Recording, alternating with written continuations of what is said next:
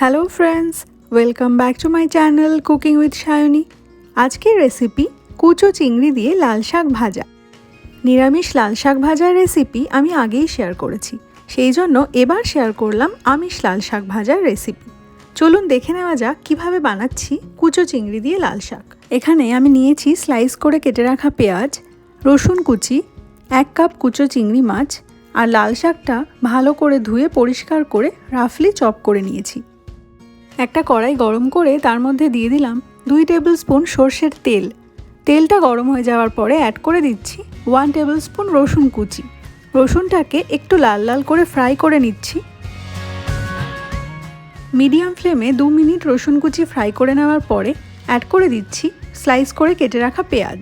পেঁয়াজটাকেও এবার ফ্রাই করে নেব।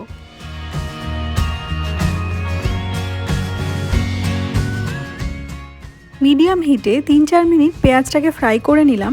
এবার অ্যাড করে দিচ্ছি স্বাদ অনুসারে লবণ, দিয়ে দিলাম 1 টিস্পুন হলুদ গুঁড়ো এবং কুচো চিংড়ি মাছগুলো। সব কিছুকে আরও 2 মিনিট সময় নিয়ে ফ্রাই করে নেওয়ার পরে অ্যাড করে দিচ্ছি লাল শাকটা।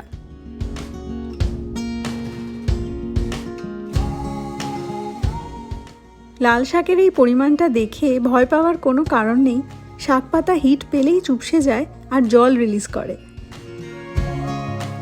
এবার মিডিয়াম হিটে ঢাকা দিয়ে 5 মিনিটের জন্য আমি রান্না করব।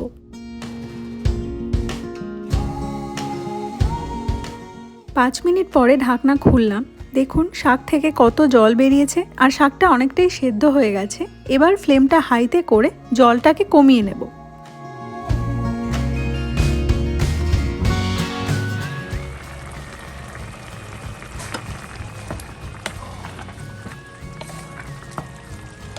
জলটা একটু কমে এসেছে। অ্যাড করে দিলাম 1 টেবিল স্পুন আদা বাটা এবং 2টো পাকা লঙ্কা। 3-4 মিনিট হাই হিটে ক্রমাগত নাড়াচাড়া করতে করতে জলটাকে একদম শুকিয়ে নিয়েছি। এবার অ্যাড করে দিচ্ছি এভারেস্টের কিচেন কিং মশলা। 2 টিস্পুন মশলা আমি ইউজ করছি। এই মশলাটার জন্য রান্নায় ভীষণ সুন্দর একটা ফ্লেভার আসে আর টেস্টটাও অনেকটা এনহ্যান্স হয়। তবে এই মশলার পরিবর্তে ভাজা জিরের গুঁড়োর ব্যবহারও করা যেতে পারে। একটু মিশিয়ে নিয়ে অ্যাড করে দিচ্ছি 1 টিস্পুন ব্রাউন সুগার। আরও 2 মিনিট সব কিছুকে নাড়াচাড়া করে মিশিয়ে নিলেই রেডি কুচো চিংড়ি দিয়ে লাল শাক ভাজা। খুব সিম্পল একটা রেসিপি এটা, গরম ভাতের সাথে খেতে দারুণ লাগে।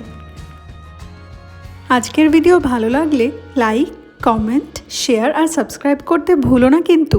দেখা হচ্ছে পরের নতুন ভিডিও নিয়ে। ততক্ষণের জন্য বাই।